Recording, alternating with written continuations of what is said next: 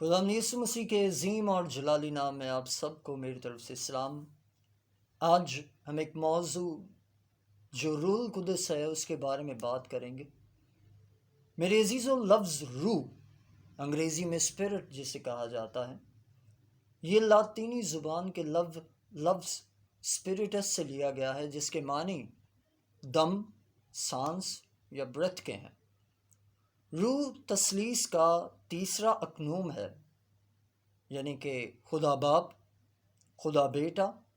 اور خدا روح۔ کلام مقدس کی روشنی میں اگر ہم پیدائش اس کا پہلا باب اور اس کی دوسری آیت کا مطالعہ کریں تو کلام مقدس میں یوں مرقوم ہے، اور زمین ویران اور سنسان تھی اور گہراؤ کے اوپر اندھیرا تھا، اور خدا کی روح پانی کی سطح پر جنبش کرتی تھی۔ اب کلام مقدس کے مطابق تخلیق کائنات سے پیشتر ہی خدا کا روح پانی کی سطح پر جنبش کرتا، جس سے یہ ثابت ہوا کہ روح القدس ازل سے موجود ہے۔ اور میرے عزیزو، عہد ماضی میں یعنی پرانے عہد نامہ میں روح خدا کی نمائندگی، کارگزاری کی نشاندہی کرتا تھا، اور عہد عتیق کے پس منظر میں خدا کا روح مخصوص اکابرین پر نازل ہوتا،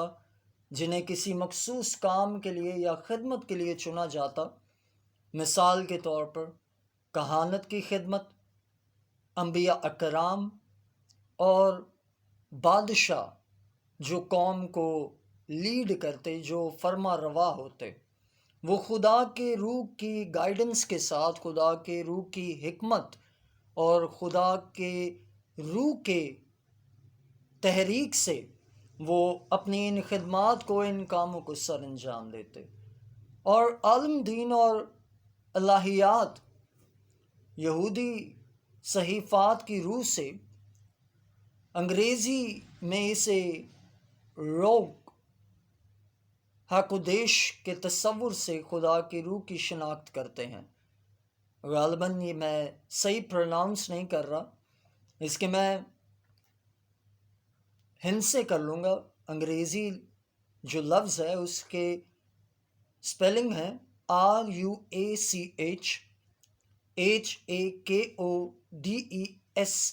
ہے۔ اور میرے عزیزو،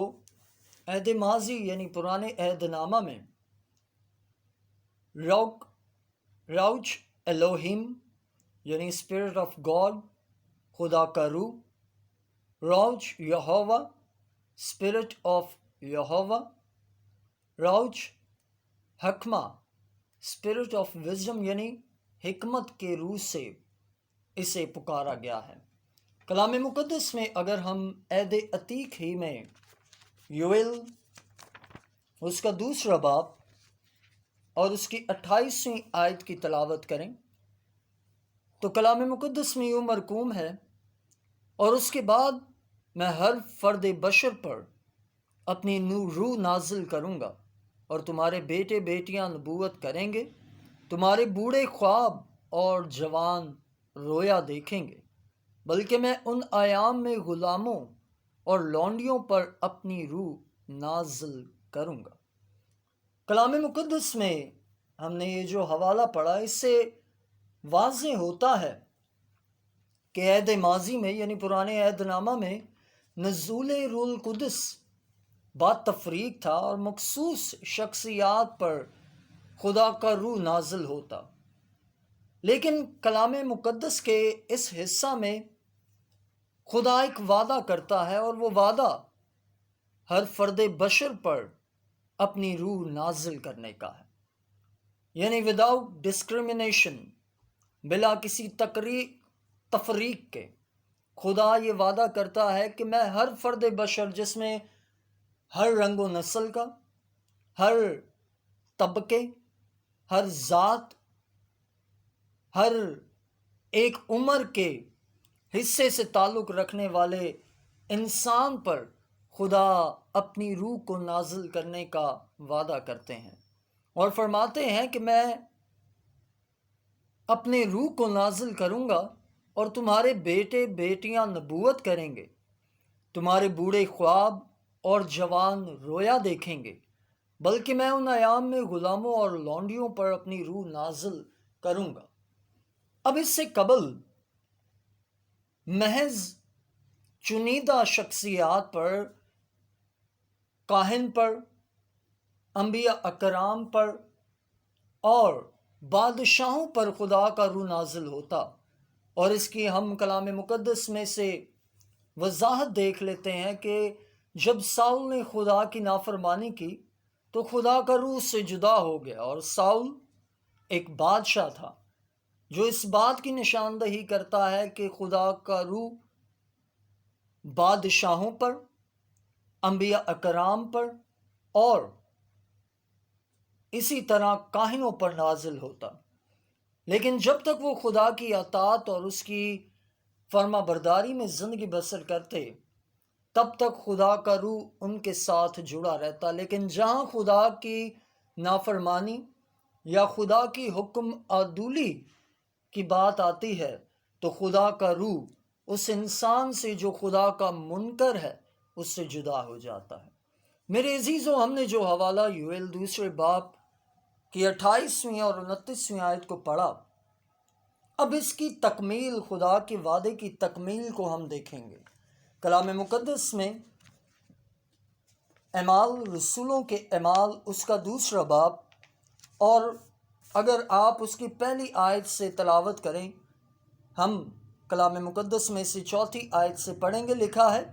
اور وہ سب روح القدس سے بھر گئے اور غیر زبانیں بولنے لگے جس طرح روح نے انہیں بولنے کی طاقت بخشی۔ اب اس حوالے میں ہم خدا کے اس وعدے کی جو اس نے کئی سو سال قبل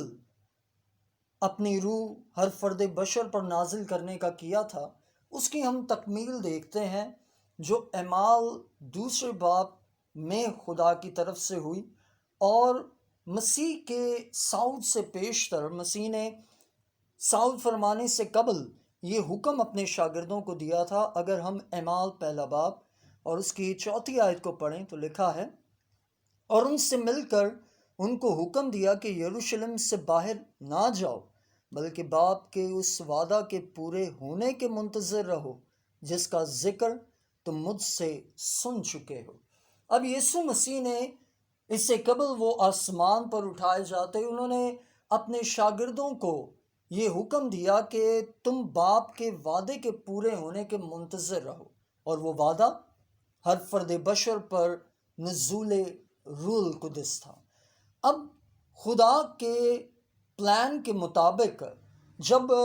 وہ شاگرد جو 120 کی جماعت تھی وہ خدا کے حضور دعا میں تھے اور ایک جگہ ایک کمرے میں بند اپنے آپ کو خدا کی قربت میں پیش کیے ہوئے تھے، اس وقت خدا کا روح نازل ہوا، اور کلام بیان کرتا ہے، رسولوں کے اعمال اس کا دوسرا باب اور اس کی پہلی آیت سے پڑھیں گے، جب عید پینتیکوست کا دن آیا تو وہ سب ایک جگہ جمع تھے کہ یکایک آسمان سے ایسی آواز آئی جیسے زور کی آندھی کا سناٹا ہوتا ہے، اور اس سے سارا گھر جہاں وہ بیٹھے تھے اور انہیں آگ کے شعلہ کی سی پھٹتی ہوئی زبانیں دکھائی دیں، اور ان میں سے ہر ایک پر آ ٹھہری۔ اب یہاں پر خدا کے اس وعدے کی تکمیل ہمیں نظر آتی ہے جو کئی سو سال قبل خدا نے کیا، اور یہ 120 کی جماعت پر خدا کی روح کا نزول اس بات کی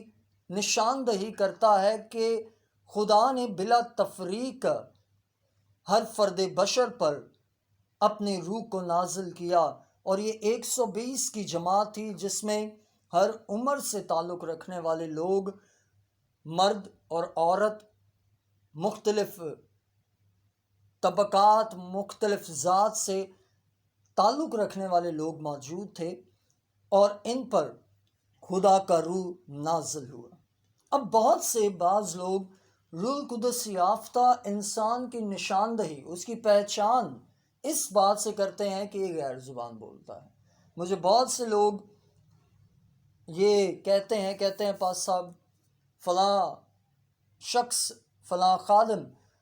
وہ روح القدس یافتہ نہیں کیونکہ وہ غیر زبان نہیں بولتا۔ تو میرے عزیزو، اس پر بہت سے علماء، بہت سے مسیحی رہنماؤں نے، بہت سے اسکالرز نے، اساتذہ نے روشنی ڈالی ہے کہ محض روح القدس یافتہ ہونے کی یہ نشانی نہیں کہ آپ غیر زبان بولے۔ اگر آپ کلام مقدس میں میرے ساتھ پہلا کرنتھیوں اس کا 12واں باب، عہد جدید میں پہلا کرنتھیوں اس کا 12واں باب اور اس کی 4 آیت سے کلام مقدس کی تلاوت کریں، لکھا ہے: نعمتیں تو طرح طرح کی ہیں مگر روح ایک ہے، اور خدمتیں بھی طرح طرح کی ہیں مگر خداوند ایک ہی ہے، اور تاثیریں بھی طرح طرح کی ہیں مگر خدا ایک ہی ہے جو سب میں ہر طرح کا اثر پیدا کرتا ہے، لیکن ہر شخص میں روح کا ظہور فائدہ پہنچانے کے لیے ہوتا ہے، کیونکہ ایک کو روح کے وسیلہ سے حکمت کا کلام عنایت ہوتا ہے اور دوسرے کو اسی روح کی مرضی کے موافق علمیت کا کلام، کسی کو اسی روح سے ایمان اور کسی کو اسی ایک روح سے شفا دینے کی توفیق، کسی کو معجزوں کی قدرت، کسی کو نبوت، کسی کو روحوں کا امتیاز، کسی کو طرح طرح کی زبانیں، کسی کو زبانوں کا ترجمہ کرنا، لیکن یہ سب تاثیریں وہی ایک روح کرتا ہے اور جس کو جو چاہتا ہے بانٹتا ہے۔ اب کلام مقدس میں اس بات کی بھی وضاحت کر دی گئی ہے، یہ روح القدس کی نعمتیں ہیں، یعنی گفٹس آف ہولی اسپرٹ آپ کہہ سکتے ہیں۔ اب ان میں سے ایک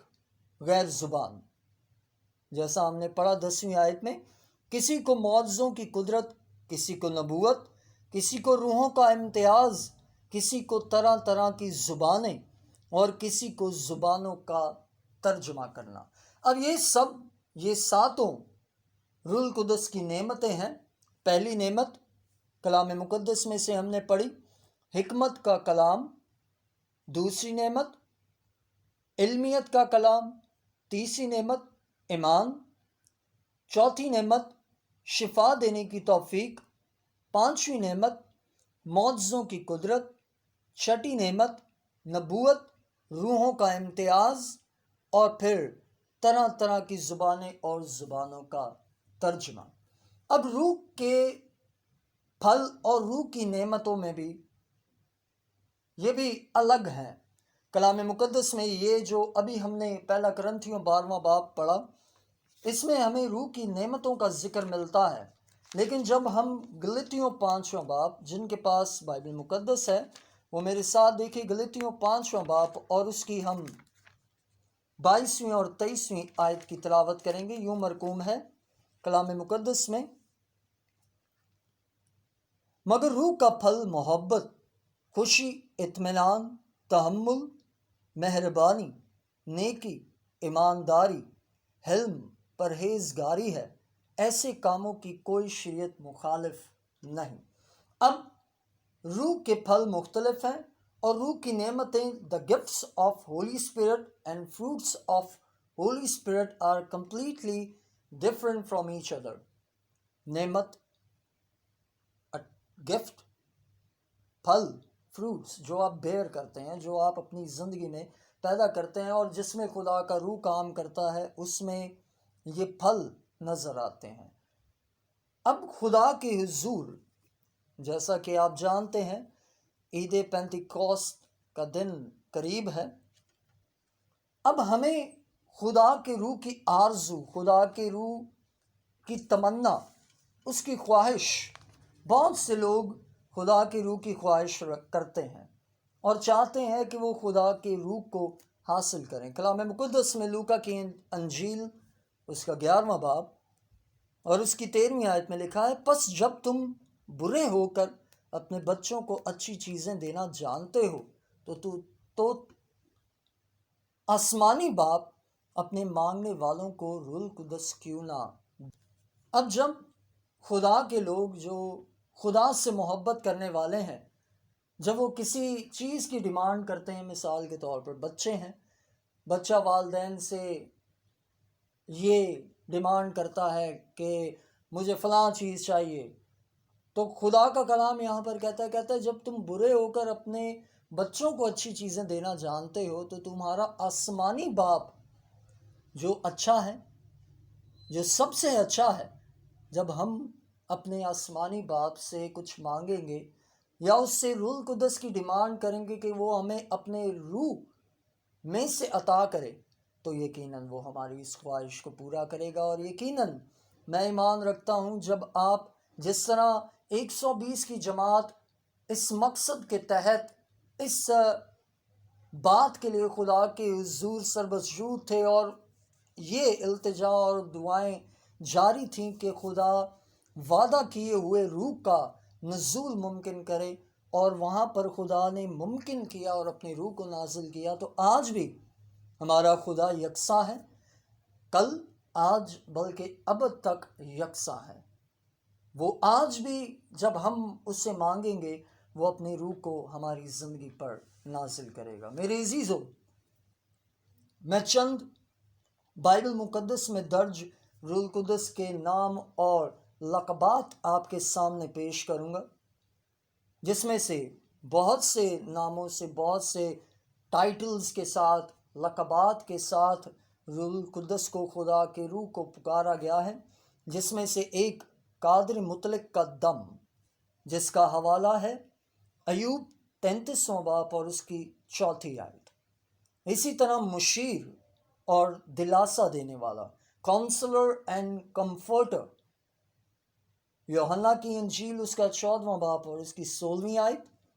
اسی طرح رومیو 8واں باب اور اس کی 26ویں آیت۔ تیسرا لقب، تیسرا خطاب، ابدی روح، ایٹرنل اسپرٹ، عبرانیوں 9واں باب اور اس کی 14ویں آیت میں اس کا ذکر ہمیں ملتا ہے۔ اسی طرح قادر، طاقتور روح، مائٹی اسپرٹ، جس کا حوالہ یسایہ 11واں باب اور اس کی 2 آیت۔ اسی طرح لے پالک ہونے کی روح، ایڈاپشن، رومیو 8واں باب اور اس کی 15ویں آیت میں اس خطاب سے خدا کی روح کو پکارا گیا۔ اسی طرح جلال کی روح، پہلا پطرس 4 باب اور اس کی 14ویں آیت میں آپ ان حوالوں کو